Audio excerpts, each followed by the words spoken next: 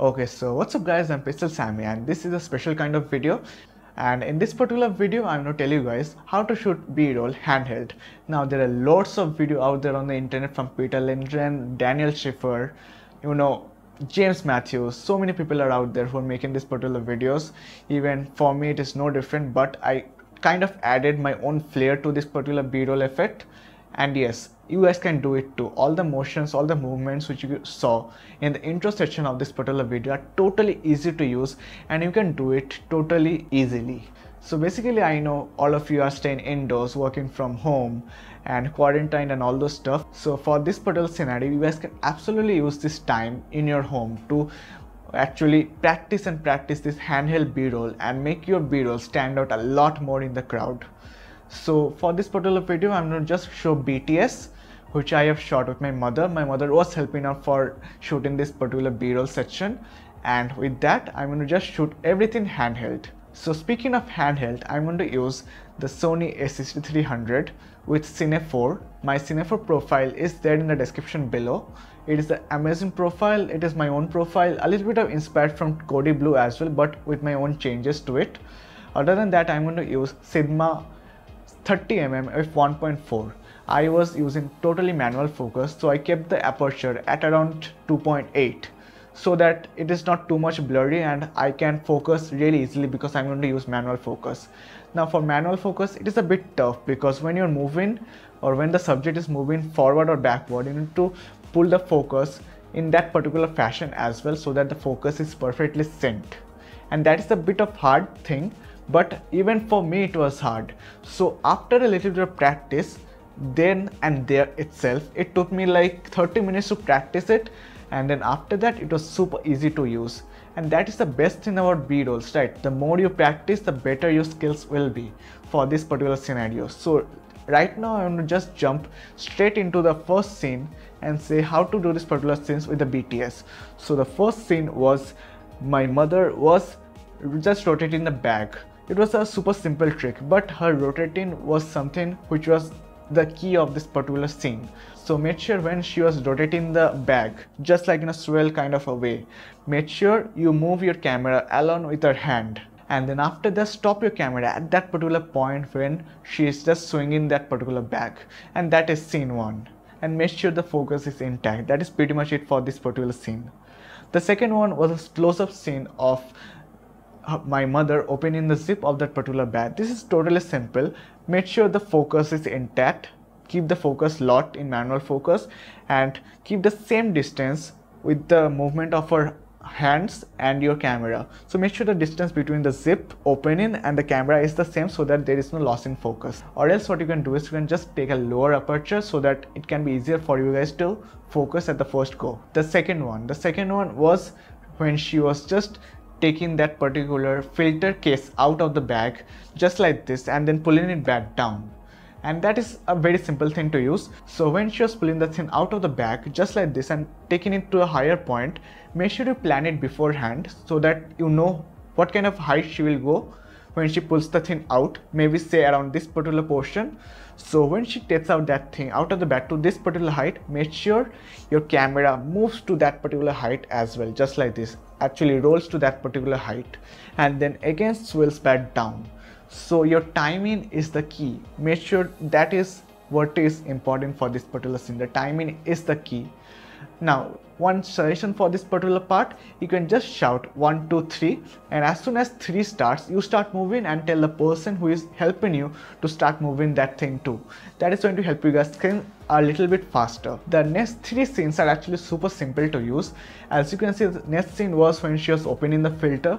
The next scene was when she was putting the filter on a lens, and the next scene was when the lens was on the table and I was shooting. So all these 3 scenes contain the same planning. For example, when she is just doing that particular thing, just go slowly towards the object like a dolly kind of a motion and make sure your focus is intact as well. Now one suggestion, when you're closing in, make sure that your focus is correct. Make sure to practice this beforehand. Just go closer to the object, focus it, just go away from the object, focus it, and just practice it 4 to 5 times or maybe 7 to 10 times, and then you are going to get this thing correctly. That is a total assurance you're going to get this thing correctly. So that is enough for the next 3 scenes, totally easy to use, just a little bit of practice and that's enough. Now the next scene is a bit tricky, where my mother moves the bag to this particular portion and then she just takes the blower out of the bag and just pulls it right here and then again right here. So that is a good motion, right? That is a good planning. So yes, you have to plan this thing. You have to plan from where she is starting, from where she is stopping, from where she is going to just take the blower out, till what point she is going to take the blower, and then again when she is going to pull the blower back in a speed kind of a way. So all of these are already planned out, right? I have already planned out everything just like that. So I've already discussed, move the thing to this particular area, to this particular area, take this out, and then blow this like this, and then we're going to transition to the next shot. And the timing is the key here. The timing is going to be the most essential thing about this particular scene. So the better the timing, the better more practice, the better this particular scene will be. The next scene is super simple. We are transitioning totally to a next shot, which is called, the upside down shot, where she's using the blower to blow all the dust out of the lens. So that is a really simple. I just put the camera up and just slowly went down and just added in a little bit of post-production rotation in post. And the next scene is the portion where she was just taking that particular brush or that particular dust remover thing from the bag, and then she was just throwing it up and then again catching it, right? So that is like the toughest scene I had about this particular B-roll. And the toughest thing about this particular scene is that movement was super fast. That is the super fast movement which I had to cope up with. So the best thing which we could do is say 3, 2, 1, and then we both just she threw it up, she had to catch it also, right? So it was not that easy. She threw it up and then I pulled my camera up, again down.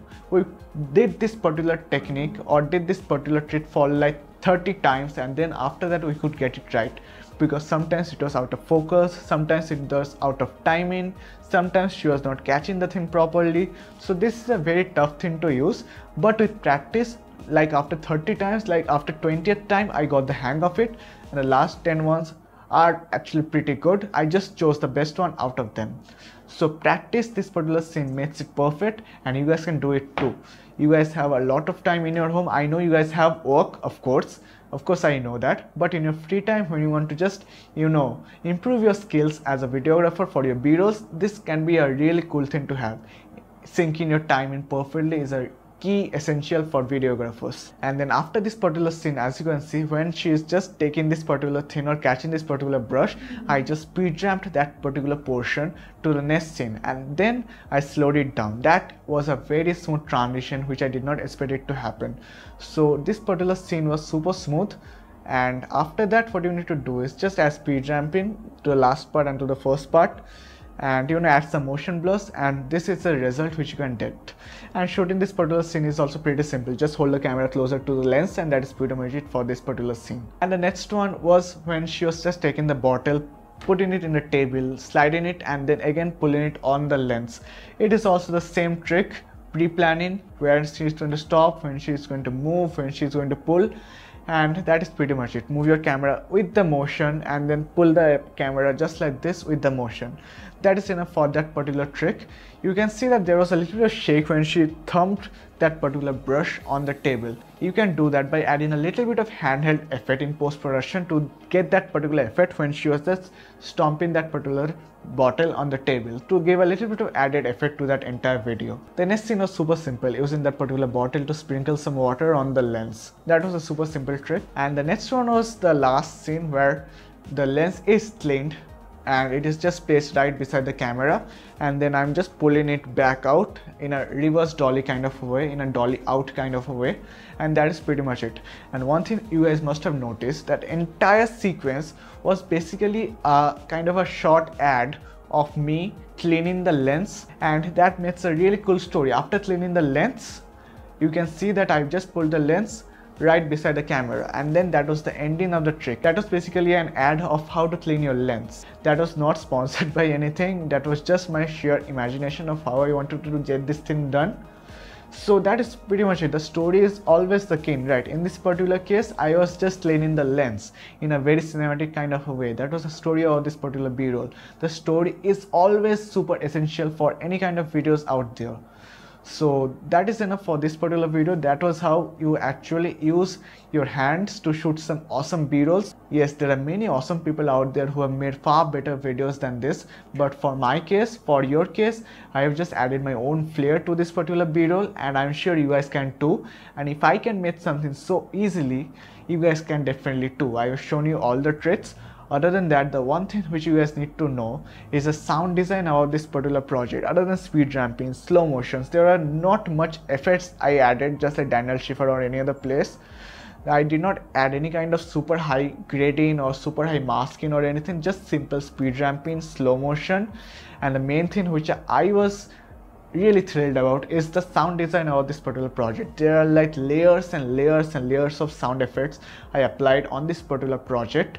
On and on and on. There are risers, there are shuishes, there are shoos, there are whoosh, there are wind sounds, there are rattling sounds, there are zip sounds, there are more spray sounds, there are more twirling wind sounds. For many cases, there are some example of the timeline which I have shown in this particular scenario. As you can see, this is like the sounds which I've used in this particular video. I know there are many people out there who have used crazier sounds than this, but I feel for this particular video, these sounds are more than enough for getting your story done or getting your advertisement done for any kind of products out there.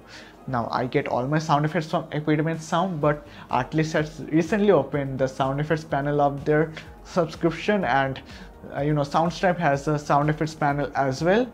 There are other websites also where you can find free sound effects. Freesound.org is a good one. Other than that, you can play around with my sound effects pack as well. The playlist is there in the description below. So with that being said, this is like the b-roll we come up with after fair grading, speed ramping, adding some motion blur, sound design and all. And if you guys want to see a much more detailed editing tutorial about where is the exact place I use sound design, where is the exact place I have used speed ramping, just leave a comment down below. I'll just get back to you guys with a new video. So with that being said, I hope you guys are staying safe. I hope you guys are staying indoors. So with that being said, this is Pixel Sammy. We'll be back with another video soon. Peace out. And if you guys like this particular video, drop a like, comment down below and subscribe to this channel.